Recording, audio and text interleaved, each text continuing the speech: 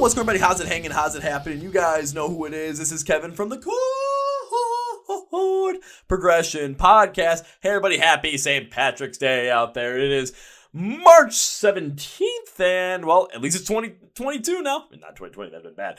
But before we jump into this podcast, and this one actually had me insanely excited after the conversation. Like, whoa! I want to thank our sponsors first, Phoenix Fitness. Yes, the gym is a fun place to be, especially if you're me. You want to get big and strong like all yeah, or just run like crazy, and just have enough stamina so that, with all the crazy shows I'm going to in March, that I am not jumping out of the pit at any given moment. I am in there for the long haul. So, you want to join me in the pit? You want to, achieve those fitness goals? Hit the weights, go do some cardio, all that good kind of stuff. Yeah, go and do that. Absolutely happy for you if you're going to go and do that. But you're going to also want to recover, prepare, and do all that stuff correctly so that you can continue to do it and achieve those fitness goals. That's where Phoenix Fitness comes. They have different supplements such as different pre-workouts, both stim and stim-free. I use the stim-free stuff because, well, I don't need the energy. I'm already crazy enough as it is. They also have different B-simply recovery compounds for your post-workout stuff so you can, ingest absorb the nutrients best.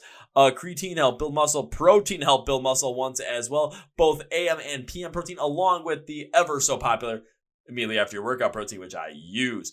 Also, they have multivitamins. So basically anything you need to achieve your fitness goals, Phoenix Fitness has for you. Our listeners get 15% off. Use the code MSOTD at FNXFit.com. Link description below for the podcast you're watching on YouTube, or it's in the description if you're on the audio streams. Also, I want to thank our other sponsor, Custom Debuts. So I know I got to put a poster up there at some point, and I probably should fill with a Custom Debuts, and I keep saying that. So what Custom Debuts does is they give you a chance to create any kind of poster you want based off any musical artist. So you give them the artist, say it's Ice Nine Kills, and you give them any album, say it's Welcome to Horrorwood, Silver Scream 2, or any song, let's say it's A Grave Mistake, and what they'll do is they will create a custom poster based off of that album or based off of that song for you with the lyrics of that song, with the artwork of that album, with the track, anything cool to actually make it, have you have a cool poster. And if you don't like, the idea to send you in a proof, you have the ability to basically tell them what you want and they'll edit it so that when you're ready to go, you can order what you want and the poster that you want. And you can have it sent to you either on, standard poster paper,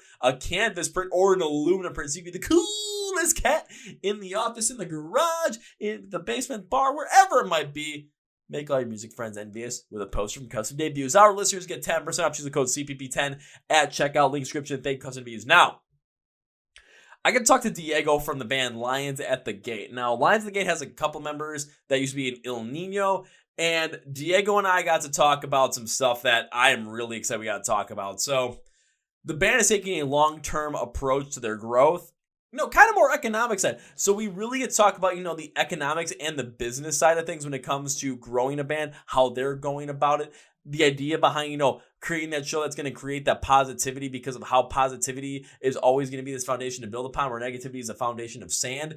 And also talking about how, negative shows always end up having a lot more of a damaging effect than positive shows have a positive effect. But if you continue to build on those positive shows, then that outweighs the effect going forward. So we talk about a lot of that stuff, a lot of the ideas behind, seeing the music industry as a business, seeing the entertainment industry as a business, seeing being a band as a business.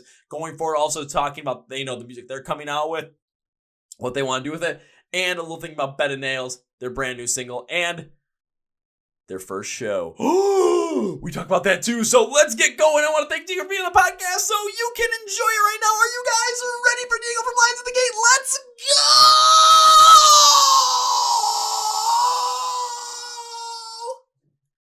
Yeah. Well, ladies and gentlemen, boys and girls, listeners of the Chord Progression Podcast. When it comes to good music, do you know I'm going to keep bringing it for you? Absolutely. And we're just going to keep going into it right now. So please welcome from his car in Los Angeles, California right now. Please welcome Diego from the band Lions at the Gate. So Diego, welcome to the Chord Progression Podcast.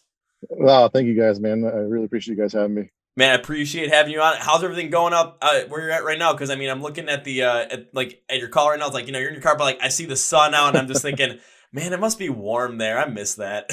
Yeah. Today is a really strange day. It's warm.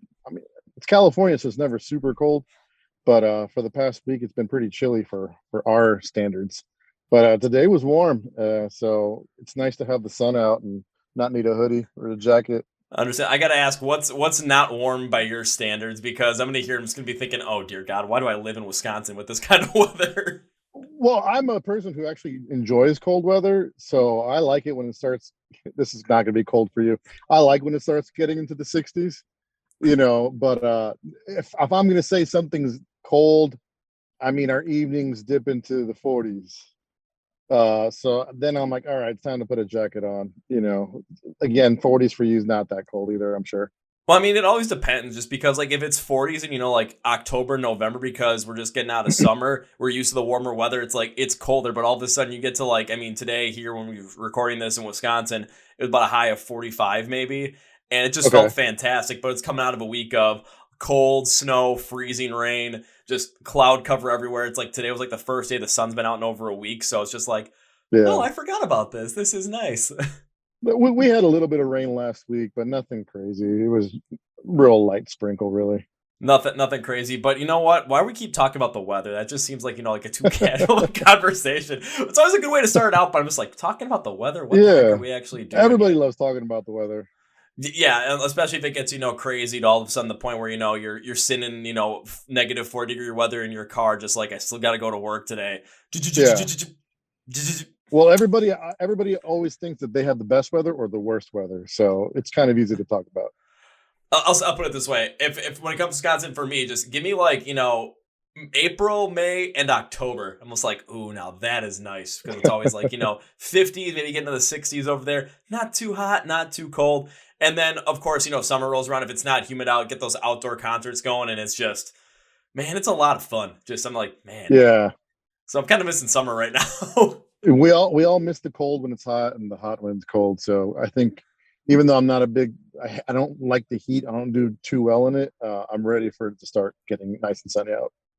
So with that being said, like, can we expect, especially as we're going into like spring, we're gonna be getting into summer as well with Lines of the Gate? Can we assume that you guys are potentially gonna be going out on the road sometime in the next couple of months to potentially play some shows and just potentially give us a chance to see you guys play live since the pandemic happened and everything went haywire? Yeah, I mean it's definitely topics of conversations that we're having. I I always tell people I know it seems like we're kind of just like up in the air winging it, but on the backside of things, the stuff that no one gets to see or hear, yeah, we're definitely having these conversations regularly. We've been offered a couple opportunities that we're kind of checking out, and I can guarantee we'll play shows this year for sure. I don't know with who yet. Obviously, we're just kind of like strategizing. Everything about Lines at the Gate and how it's come out and progressed has been very strategic and planned out. And of course, the plan changes as time goes along. We started off doing this on our own, and then quickly rolled in management, and now with management, Jonathan King at Shelter Group. Everything is definitely strategic and planned, and there's a reason for the way we do everything, basically. Well, I mean, you guys have been doing this. Well, I mean, as individuals, as musicians, for a couple of you guys, coming from Ill Niño, you guys have been doing this for quite a long time. And starting up with Lines at the Gate, you guys have the knowledge. You guys have the just everything around there to be able to do what you want with this and also hit it as strategically as possible with that kind of Yeah, knowledge. So all of a sudden, when it comes to releasing new music, especially with from when you guys started out till now, releasing music is totally different with how prominent streaming platforms are, how much bigger the internet is. I mean, every day it just keeps getting bigger and bigger and bigger and more prominent in the music scene, along with pop culture, the rest of the world. And then when it comes to touring as well, one other conversation I've had with a couple other bands is just when it comes to touring and when it comes to just being able to see the streaming numbers and being able to see where people have been listening to your music, you're able to better strategize on places to go on these tours so that you're yeah, hitting the people that are really listening to your music a lot more and not just guessing where maybe going somewhere like Sioux Falls, South Dakota might not, you might think about it, but maybe the numbers are suggesting that going to uh Grant, I'm trying to think, Cedar Rapids, Iowa might be the better play. You never know. yeah, yeah. I mean, I'm a business owner slash entrepreneur. So to me, data is extremely important. And music business is no different than any other kind of business, and we're very encouraged by our data. I look at it every single day. So yeah, things like what you're saying on, where we might be more popular, in some respects, those types of things do come into action. But I'm very encouraged by our data so far, and uh, again, that entails with why we strategize things the way we do, and we're looking at where we're strong, where we're weak, how can we bring up our lower numbers, and what markets out there do we need to focus on, and it's all a numbers game. I always tell people, doesn't matter if you're selling cupcakes, cars, or music. The data is going to be the same for any industry, and it tells you where to go.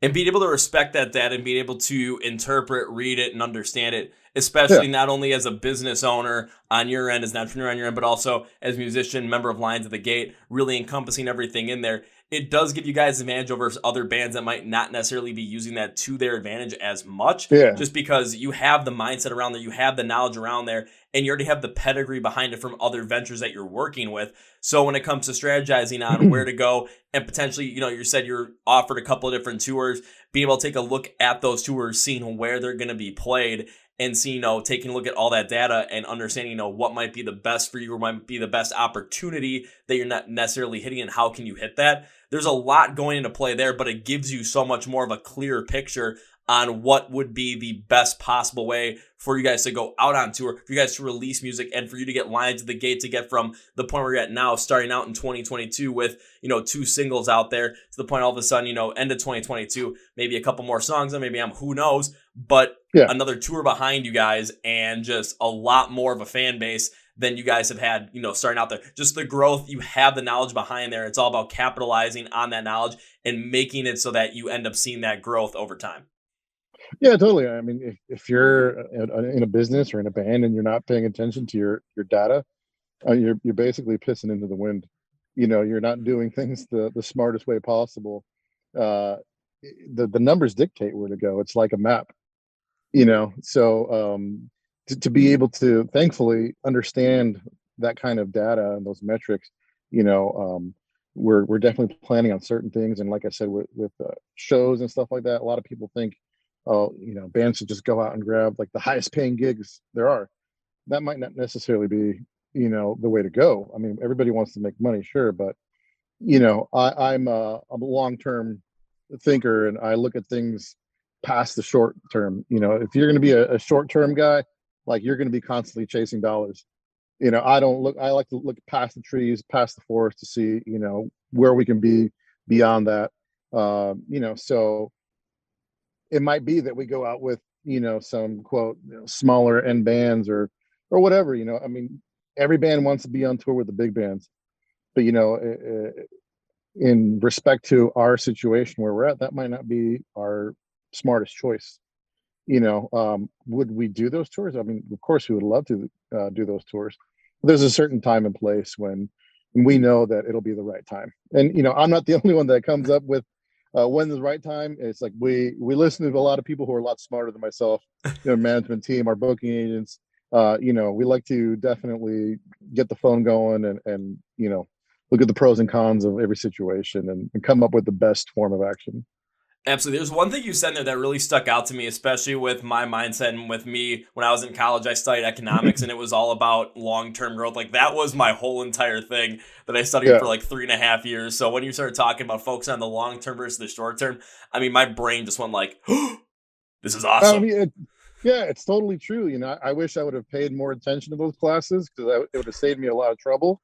But uh, I've always just, I can't say I've learned over time that when you're just focused on the short term, like, you don't get anywhere.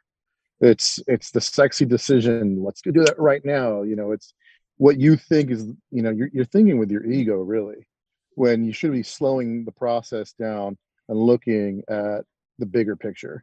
I want to be on tour. I want to be out with the big bands. I want to see my friends, but I have to respect the process, because it's a proven process.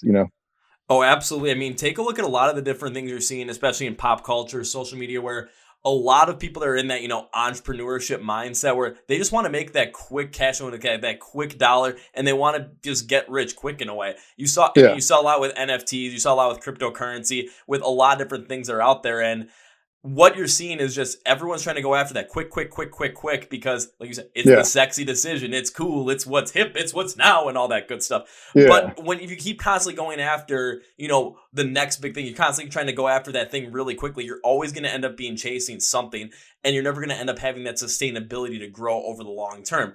If you're going to end up finding something where, okay, you get the plan put in place and you're focused on long-term growth, it's not nearly as sexy as, the short, quick little cool thing and trying to get the most amount of money in the quickest amount of time.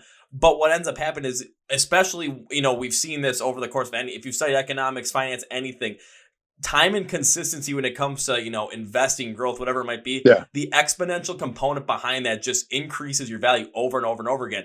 And when it comes to music as well, especially with you guys, working and constantly looking at the long-term plan, maybe going on a smaller run with some bands that are smaller as well, as, where you compare me where you guys are right now, might not be, like the sexiest decision out there, but it helps you guys build on a certain base to the point where all of a sudden, what happens if one of those huge major bands Yeah. wants to take you guys out on tour, and now you have this like really strong established fan base on the back end because of Yeah. what you did in the forefront?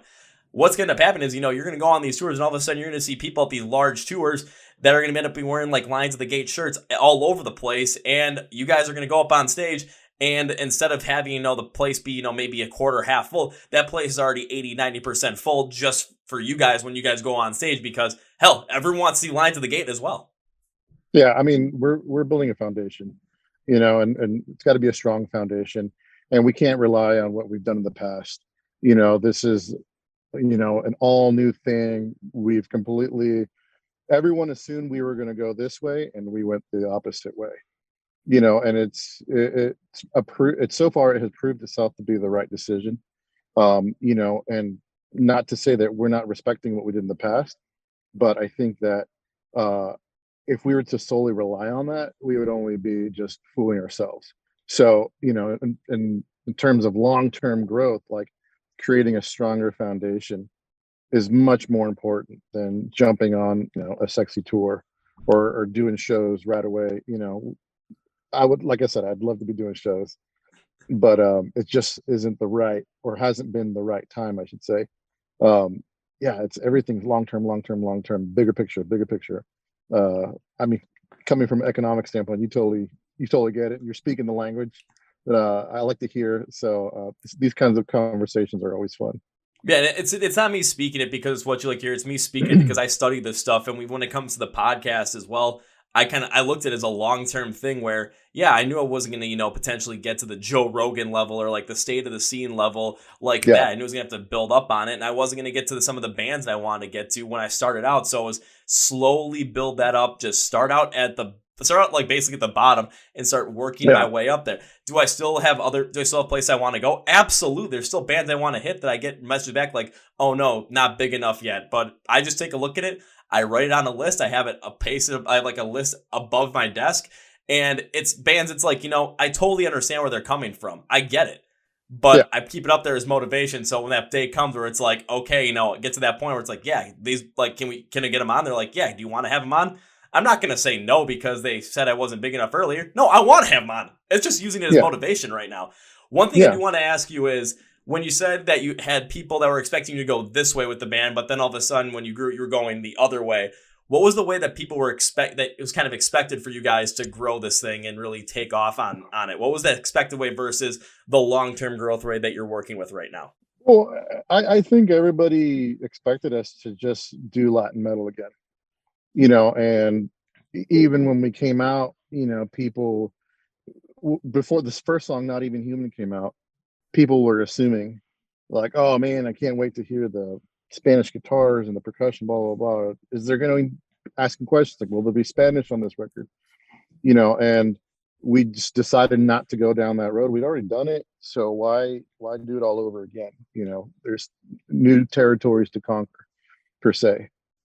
So I mean, even now, like, we still get comments and fans reaching out like, this would sound better if you had percussion on it, go back to your roots. And I'm like, the best thing about not doing that is if I want to do it, I can, because I'm looking at it as music. And if I want to add a tambourine into it, I'm going to add a tambourine. If I want to put, nylon string guitars on it, I'm going to put it in there. I'm going to use every color of the palette I can to paint my masterpiece.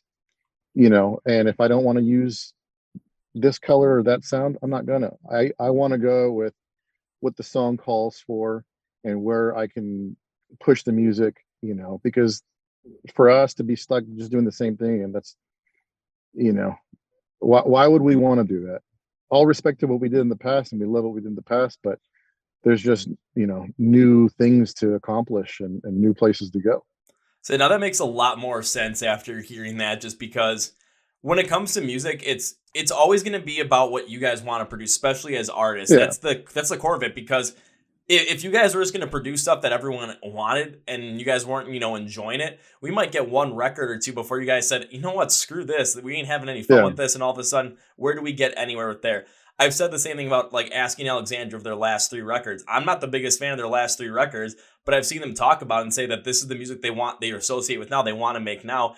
And even though I'm not the biggest fan of it, I'd rather have them make the music that they want to make than make one album that I like and then all of a sudden call it quits, because then they're not going to be happy. No, let them do what they want to do. There's people that like it. Let them run with it. And if you don't like it, there's always the old stuff you can go back to with you guys. There's always the stuff that you guys did in the past that you can go back to. Yeah. With the new stuff, though, I mean, you can bring some of that stuff with the roots in, but like you said, I love what you said about, because you're going to only do it if the situation calls for it, if the song is calling for it, if that's what's needed on that song to make the song sound the way you want to sound and make the message and the meaning of that song come across the way you need it to come across.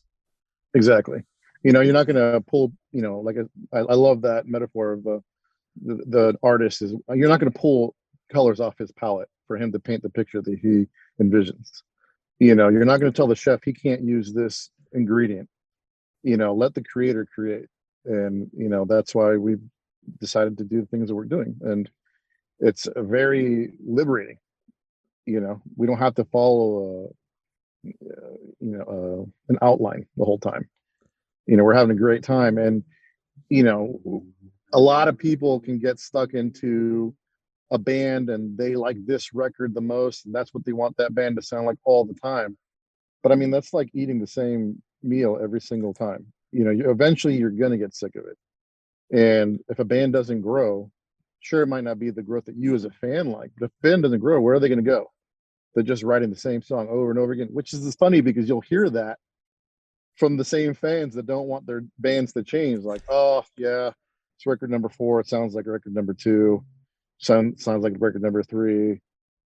So it's like, as the musician, as the creator, we're kind of like, damned if you do, damned if you don't, because you want to hear the old stuff, but then when we play the old stuff, you want to hear something new.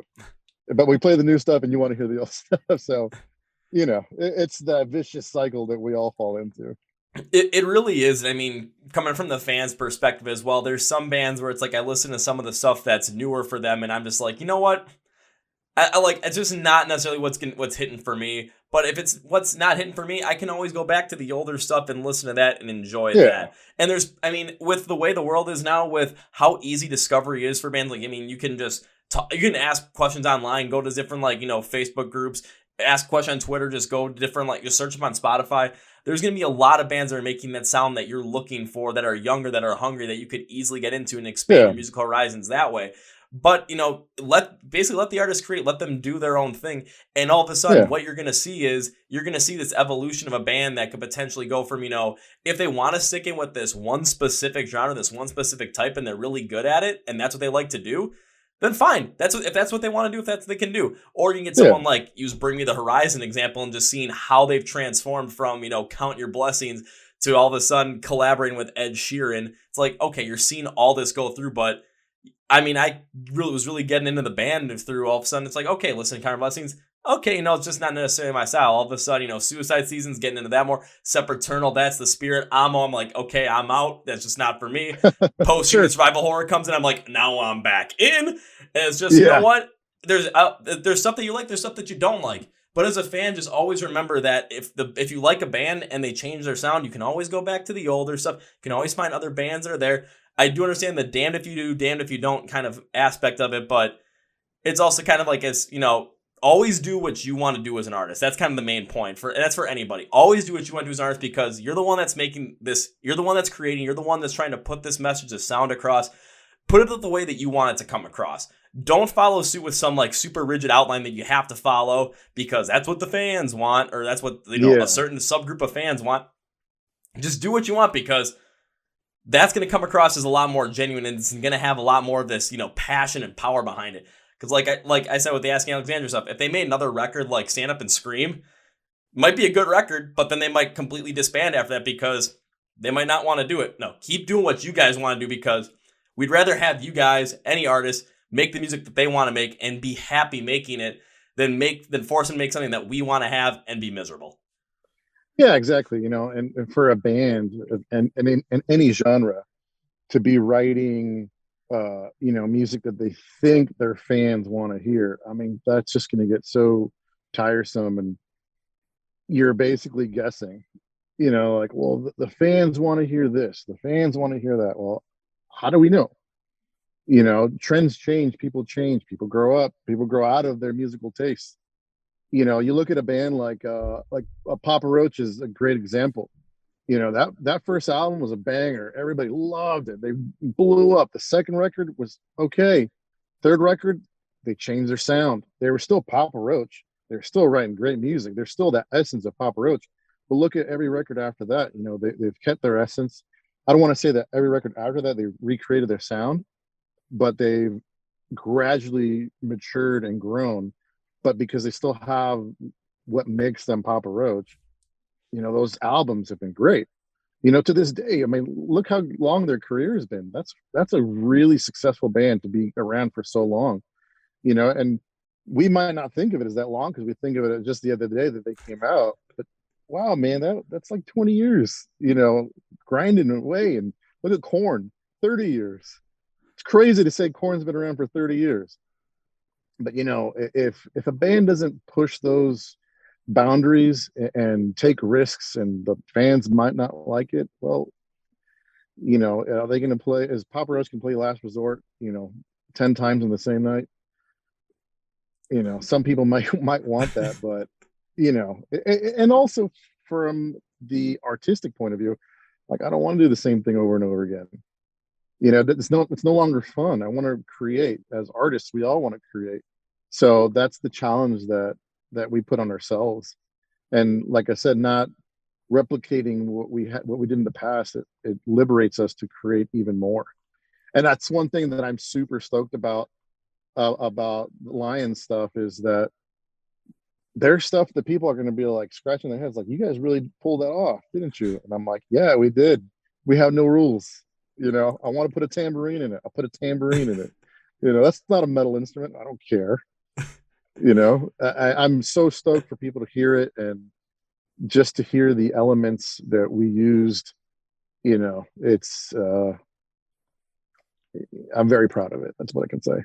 Dude, you're making me excited to hear more of your new music. And when you're talking about, you know, bands that have kind of, you know, evolved their sound and evolved what they have and grown with their sound, but also keeping it to their cores themselves, Chord and Papa Roach are two fantastic examples, because, I mean, you're not going to get Freak on a Leash from Chord again in 2022. No. But the album they came out with this year, does it sound like anything from the 90s? I mean, it's going to have the Chord essence to it, but it has evolved. It has matured over time. And that album was received incredibly well. Myself, I'm a little bit more into Papa Roach. So when it came, like, the initial album they came out with, I think it was Infest. Yeah, you had, you know, Angel and Demons on there. You had Last Resort on there. And it was fantastic. And all of a sudden, you know, they go to the next one. It's like, you know, it's a lot of the same stuff feel, but all of a sudden, I think it was the Paramore Sessions came out, and there was a little bit more of an evolution there. So it was fresh again. Then they kind of were on that for a little bit. All of a sudden, 2015 comes around, Face Everything and Rise or Fear. That album comes out, and I was listening. I'm just like, what the hell did Papa Roach do? Because this is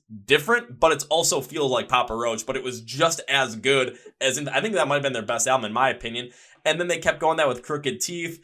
And now it's like, I'm waiting to see what they come out with. Like, if they come out with the new album this year, I'm waiting to see what it's like, because I know it's going to be like the fourth iteration of Papa Roach, like the fourth evolution. I don't know what it is, but they're on a headlining tour with Bad Wolves and Hollywood Undead throughout March. I'm just looking at thinking, and they're headlining that. I was like, Yeah. they're still kicking. They're still going. I'm kind of mad I've only seen them twice in my lifetime. Like, I got to see him more because Jacoby Yeah. Shaddix on stage, not going to lie, is his erratic movements are so much fun to watch. Totally, man. I mean, and that's, up to the band members, and you better put on a great live show, because if you're just going to stand there and play your instruments, well, I can watch that on YouTube. You go to a show for the experience. You go to a show to be entertained. I'm not a fan of bands that just stand up there and play their instruments, because I could be doing better stuff with my time. I'll put you on my ears and listen to you. Oh, absolutely. I'm not going to name bands that I've seen do that just because there have been bands I've seen play that live, like just, stand and just, it's the energy just isn't the same. But it's like you get a band that I've seen bands, they'll just play their instruments, and like the stage setting is not, the most insane stage setting, but the guys are always moving around doing something. And even with me, and, guy that's always going to be in the mosh pit for every single song you can possibly be in there for. Even if you're up on stage moving around in the pit going nuts, and I'm in the pit going nuts, this is going to be fun and everyone's going to have a good time. Another good example for that with metalcore, Ice Nine Kills. Seeing their show on stage is just like all the horror stuff that's all induced in there. I went from not knowing that band, seeing a live show, I'm like, I got captivated by that one live performance like Yeah. none other. And now every time I get a chance to go see him play live, I'm like, I'm skipping everything else I have going on. I'm going. Like, that's how strong a live performance can be. So now I'm going to ask you guys on there, you specifically on this one, when it comes to what you guys are working on, different tour packages that you guys have been offered, strategizing on what you want to do. When it comes to that live show setting, what do you guys have planned right now or are working on? Because I don't want to give too much away potentially. Sure. Yeah. To have that time where, people are going to go to your live show, watch it, and just be captivated by the performance and really get into line to the gate from that live show. I mean, we're first and foremost, we're definitely making sure that our sound is on point. I'm a big believer in the show experience being better than the album experience. Again, if I'm going to go see you play, I want to be entertained. I want you to sound better than on the CD or the streaming. So first and foremost is our audio, and I think that we got that pretty dialed in. As far as live show, I mean, that also is very dependent on who and where we're playing, the size of the venue. We're a brand new band, so we're not going to jump out on headliners, obviously. So we have to respect who the headliners will be and what we're allowed to put out on stage. They're not going to allow us to come out on stage with walls of cabinets and strobes and lasers and stuff like that. So we'll take it a situational basis at a time. But I mean, we definitely want to have a visual experience as well as the audio experience. That's about all I can say. Fair enough. But going back to the first part of the conversation, talking about your long-term growth strategy for the band, that does fit in line with a lot of it as well. Because if I'm going to go and see you live and all of a sudden, the sound quality is fantastic, I'm going to get into it a little bit more just because now I can really feel what's going on. I can feel more of that music just coming into me because I've seen shows where, the sound quality has not been the best. And it's more distracting as an audience member than anything else. So if you guys got your sound on point, I mean, that's one huge battle that's won right there. But the other thing you said too is being able to adapt to the situation that you're in, the size of the stage, the size of the venue, how many people are there, and how the people in the crowd are interacting when you guys are up on stage, how to work with that and how to really understand that. That's going to take you guys incredibly far just because if the crowd is, potentially a little bit more wary, a little bit more, rigid in a way, you guys are able to potentially work with that, and maybe all of a sudden, you guys are able to do something crazy on guitar, and all of a sudden people are going to be focused in on that. And holy shit, that's cool. I mean, I saw a live show this past Saturday with two bands I really didn't know who they were. Because one of the bands that was on tour, I've had them on the podcast for, so I wanted to go see them play live. The band that went on after, I'm like, okay, I just want to see what's going on. The guitarist was fantastic, so I was just looking at the guy who was like, how the hell are you doing that, man? And I was just like, it sticks out in my brain as I want to go and see them again because that was pretty cool. The headlining band, I mean, the thing that stuck out to me was that they turned down the lights and the drummer had these glowing drumsticks. Did a whole entire solo, but it's just being able to see just all of a sudden the glowing sticks just go back and forth, create this crazy patterns through the darkness. I mean, that was just something that just stuck out. I can't believe that actually happened. And it wasn't a Yeah. room of maybe 50 people. So I'm just like, if there's anything to stick out in that moment, that's it. And also with your long experience in the music industry as well and playing shows, you understand what it's like to be able to adapt on the fly and adapt in those situations. So you're set up for success, especially with that long-term strategy, with the audio being on point as well. You're set up for success right there. Yeah. Well, yeah, and I like to look at it like this as well. And again, it just goes back to business in general. It's like you're trying to convince somebody to hand over their hard-earned money to you. What are you going to offer them in return? Why should someone give you their money? So you have to give them something of value. You have to give them something they're going to remember. Again, if we're just that band that goes on stage and plays the songs, you're not going to go home and talk about it. Like you just said, there's 50 people in the club, and you remember the drummer with the sticks. Like that is such a simple little cool thing, but you remember it and you spoke about it, and you probably told a few people about it.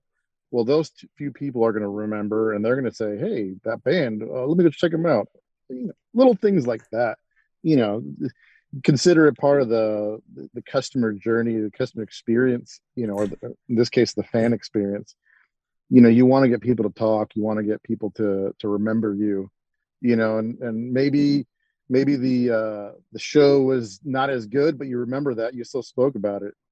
So for bands to find cool little things like that really doesn't even cost anything, Oh, it's a step in the right direction. Oh yeah, absolutely for them, because even after the show as well, like I mean, there were some people hanging out afterwards because it was a smaller venue. I went up and just was talking to the band, and it was just that was one thing that stuck out to me. So I was talking for a little bit, asked them for their like press contact information that when they're done with the tour, because it was like the fourth day of the whole entire tour. I'm like, once you guys are done with the tour, I'll give it a week. I'll message you guys and we'll get you guys on the podcast. We'll go from there.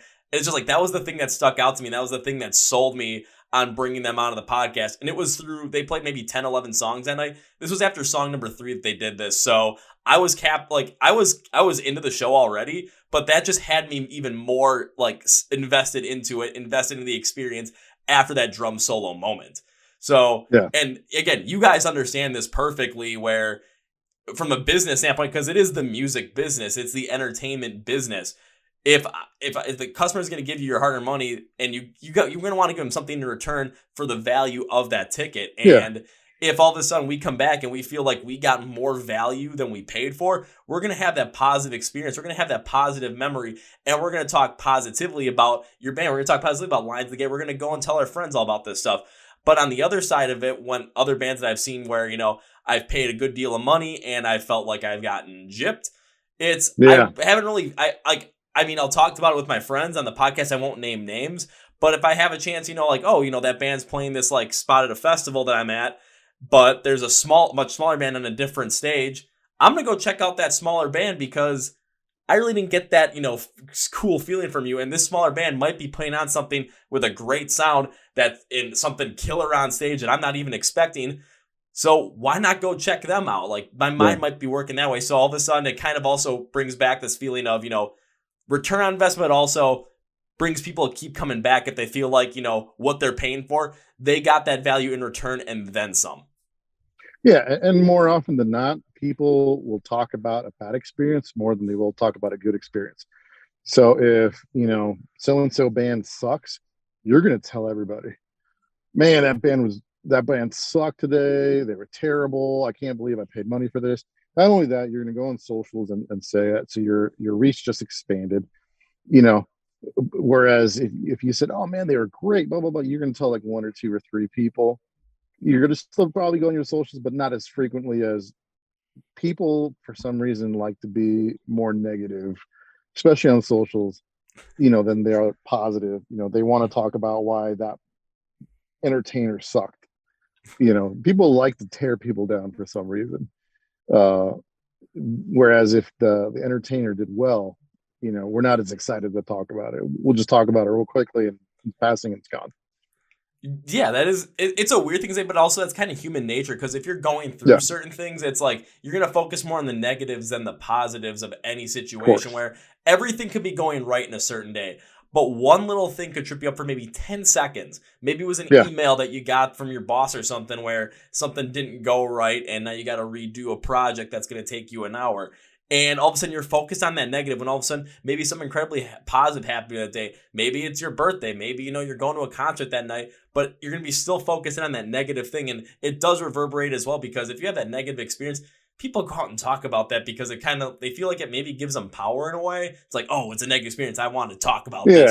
And especially if it's an artist that, maybe they don't like, they feel a bit more vindictive around it and they feel like they're going to go and attack that. But if it's a great experience, they're not necessarily talking about as much. I've had more, greater experiences than, negative experiences when it comes to going to concerts, especially with the amount that I go to.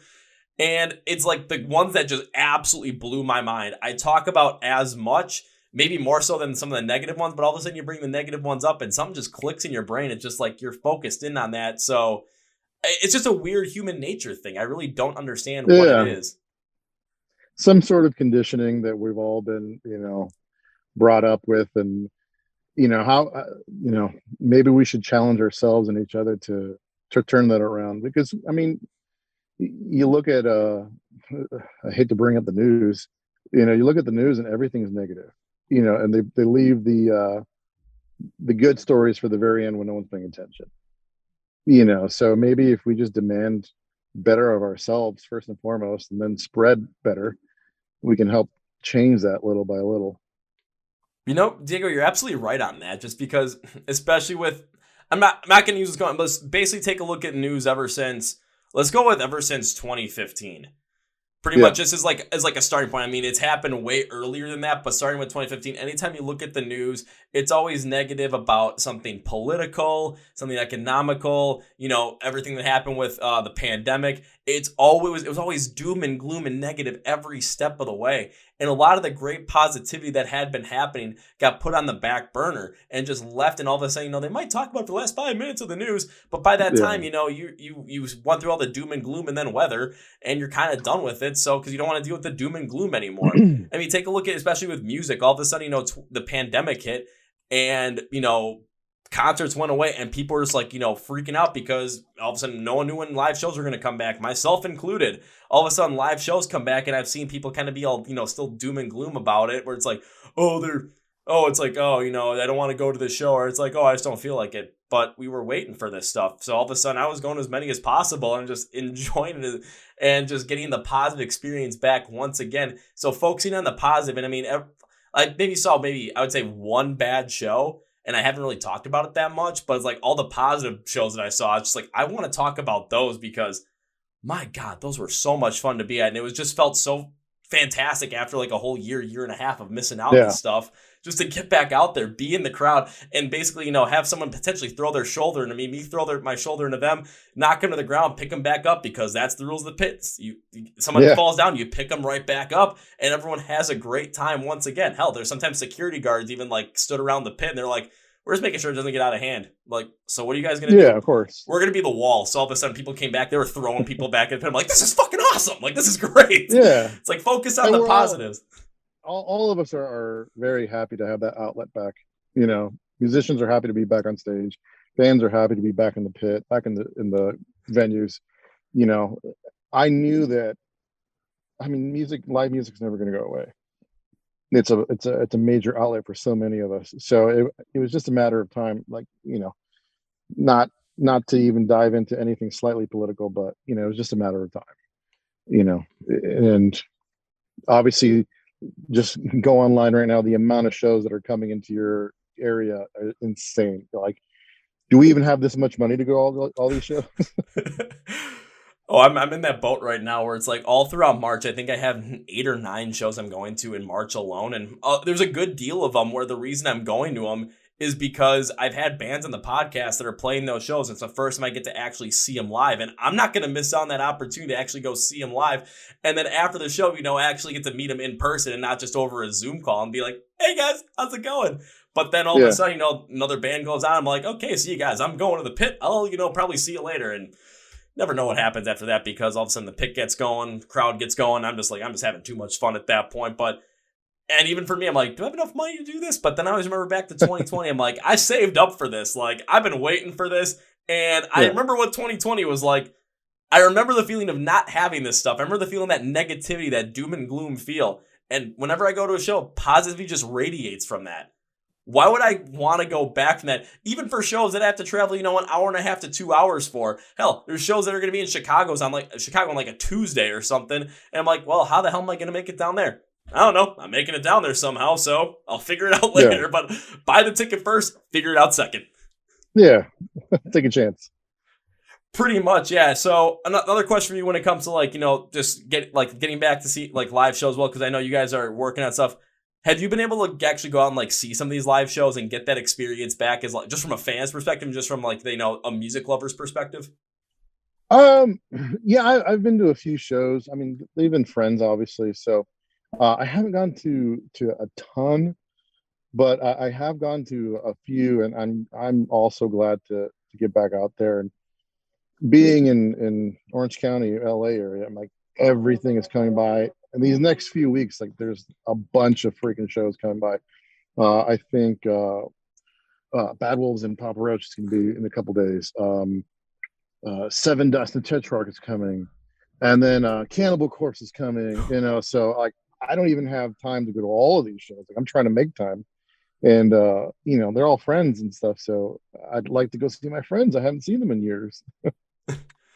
And I mean, if you have the time, you have the ability to do it. I mean, from my perspective, I say go do it because it's going to be happy. It's going to be positive. You get to see your friends once again and, Yeah, just get that feeling going once again. All of a sudden, when you guys go out on stage, when you guys go back out on tour, you're able to, radiate that just passion, that yeah, happiness out to the crowd as well. To the point where the crowd's just going to have just an absolute blast out there, having a great time, listening to music, watching you guys perform.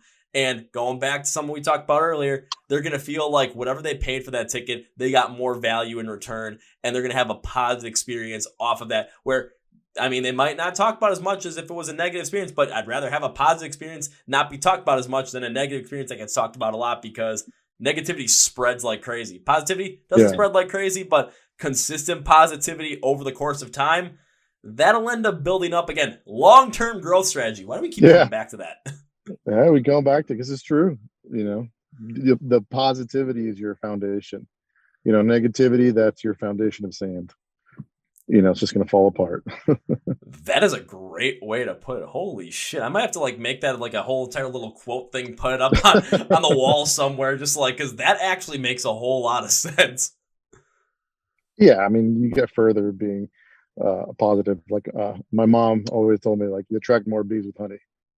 You know, Yeah, and because if you had vinegar around, I mean, they're never going to come around. yeah, exactly. So also, because I know you guys only have, especially on Spotify right now, you guys have the 2 singles out right now, along with like a remix thing for Scapegoat as well. What else can we expect going forward with new music? I mean, I know I'm not sure how much you can give away, but whatever you're willing to say and give away, Yeah, for sure. I'm all ears for.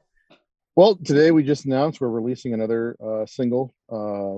This Wednesday, well, tomorrow night, which will be the first, March 1st. I don't even know Yeah. my date. I think today's the 28th of February.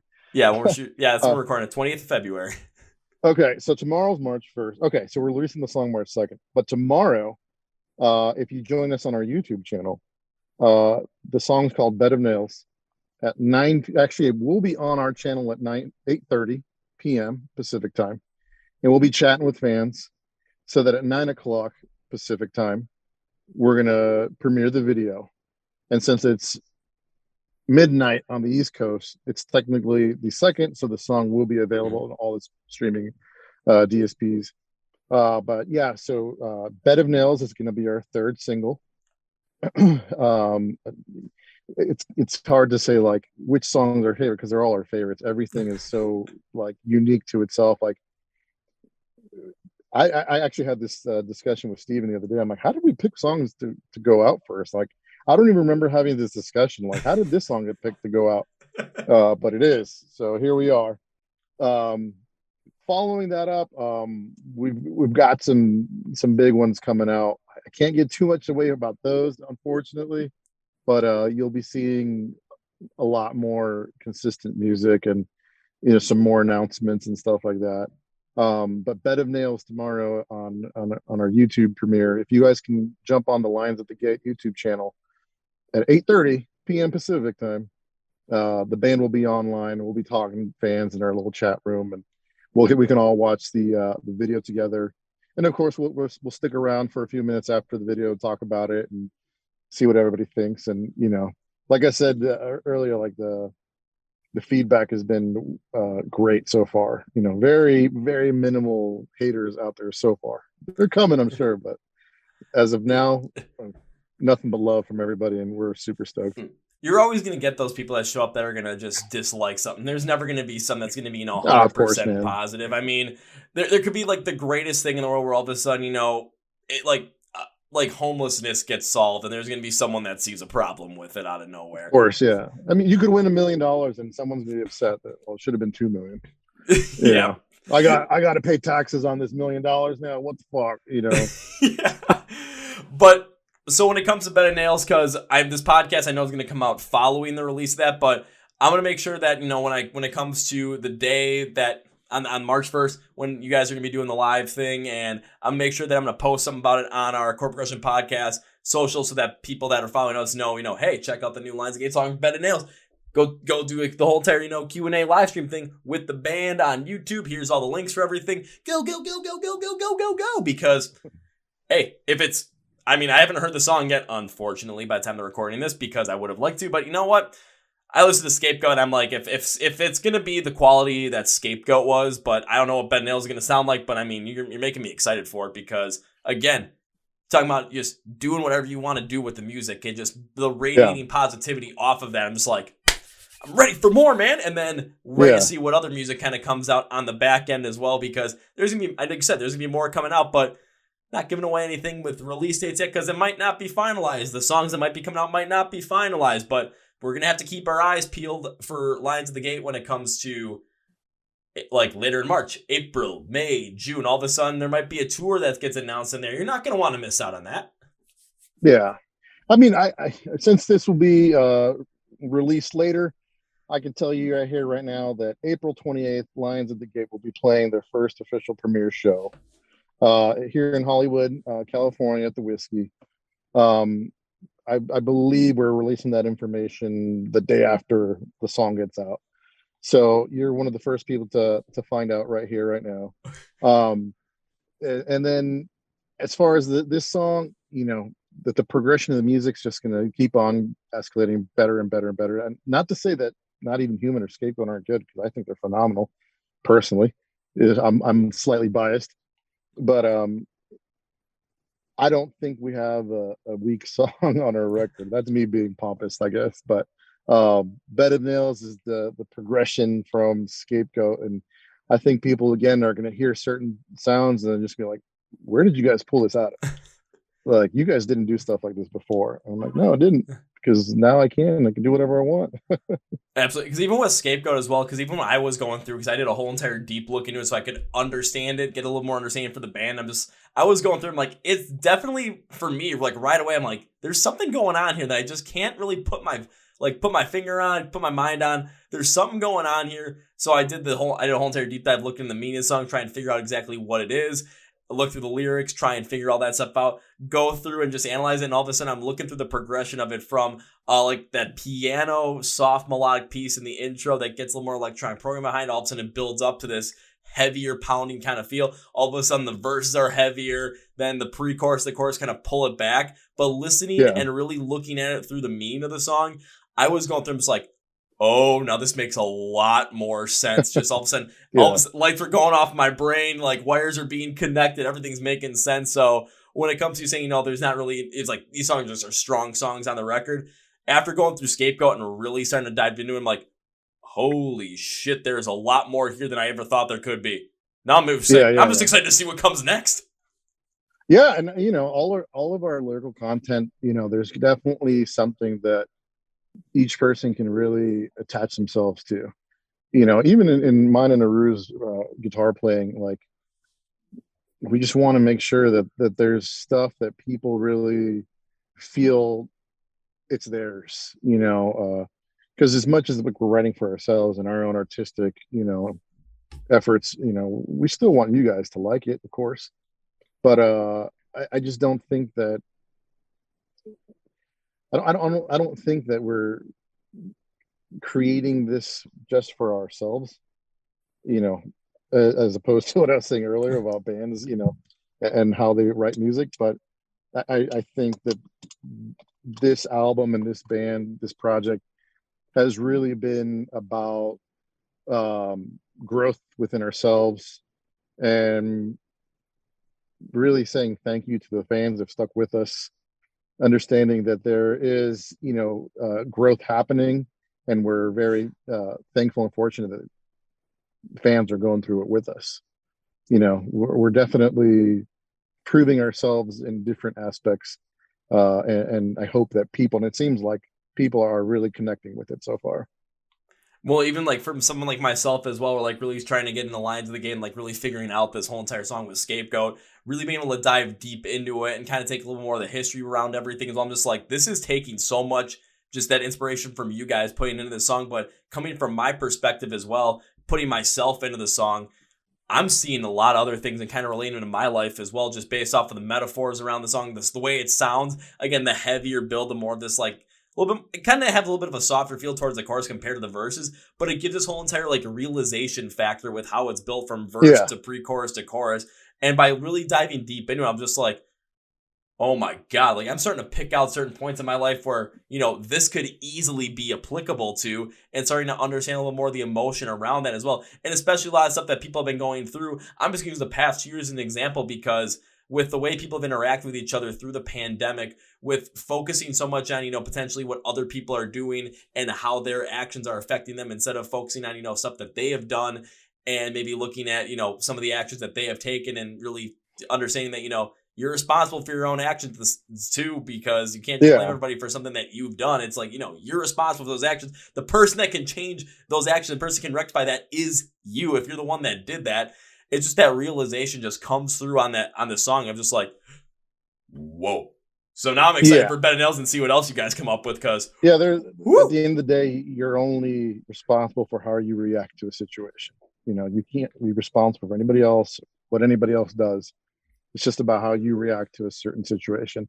And in this music, how did we react to these past few years? Like, this music, I like to say, is very emotional, and it goes up and down.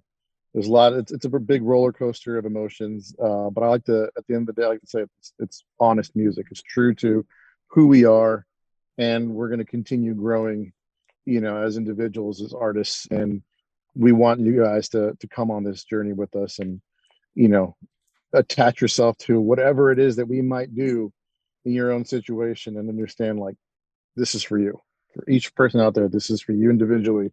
This is for us as a group. Lines at the gate. This project is about expression, and having you guys express yourselves with us. And I'm not gonna lie, you guys have someone now along for the ride with you. This guy right here. I'm along for the ride with you on this one after that. So as we bring this podcast to a conclusion, Diego, one thing I always like to do is give my guest, which is you this time, a chance to say whatever you want to say, plug whatever you want to plug, promote whatever you want to promote at the end of the podcast. So the floor is yours. Awesome. And, most importantly, thank you to everybody, people like yourself, the fans that have stuck along with us through this new project, and, the fans that we're going to make in the future. Everybody, thank you from the bottom of our hearts. We sincerely love everybody. Follow the band on all our socials. It's just Lions at the Gate. latgofficial.com is our website. Join our fan page on Facebook. Sometimes we'll play little games and we'll release stuff on the fan page before we release on the official page. Our Instagram, we're always on there. We like to go live a lot. That's about it, man. Keep an eye out and ears out for everything we got coming up, and I promise it's exciting. Well, I'm going to hold you to that promise, because, well, I can already expect it's going to be exciting. But here is what we're going to close out with. 3 very specific things. First things first. You got Ben and Nails, which is going to be out by the time this podcast releases. You have more songs coming from Lions at the Gate. You have the first show they're going to be playing in April at the Whiskey out in LA.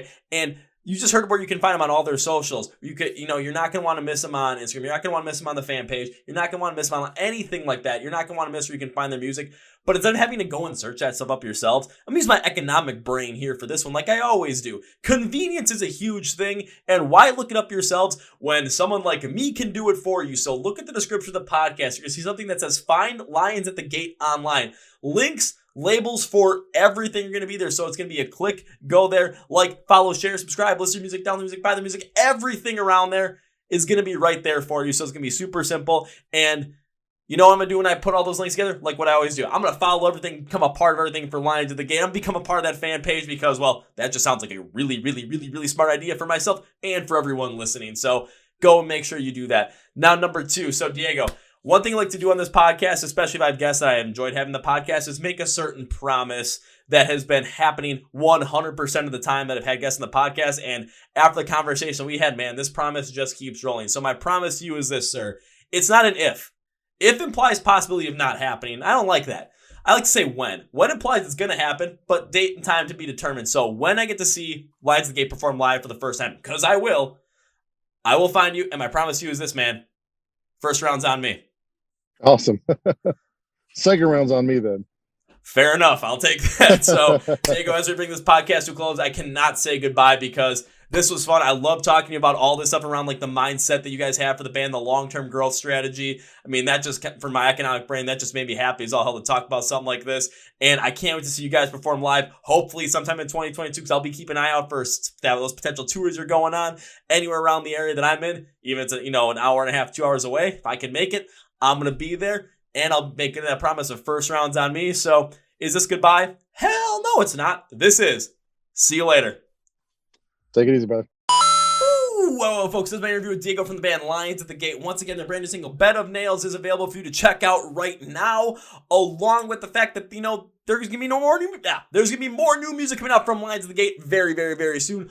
And their first show playing at the Whiskey in LA is in April. So be sure to go check that out. And be sure to follow them along with, Lions Gate online everywhere you can. I will have links for all their socials, Facebook, the Facebook group, Twitter, Instagram, the website, YouTube, where you can buy some merch, find their music, everything you need to do and be a part of online to become a Lions of the Gate fan. I will have in the description of the podcast for you.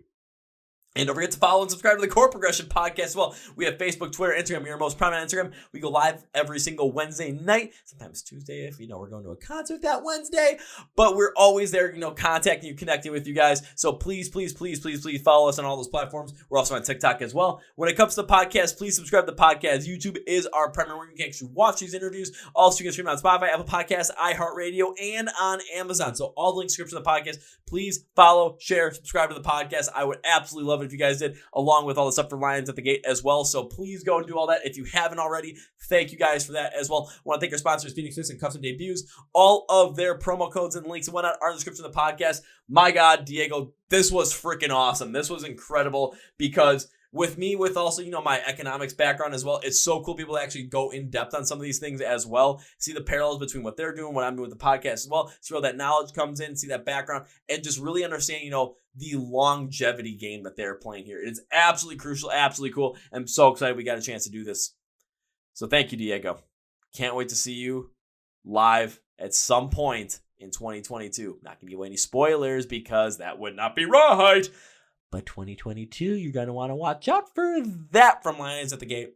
So on that note, that's going to be it for me today, guys. Thank you for watching to the Chord Progression Podcast. My name is Kevin, and you guys know how I end every single one of them. The big, healthy, and hearty.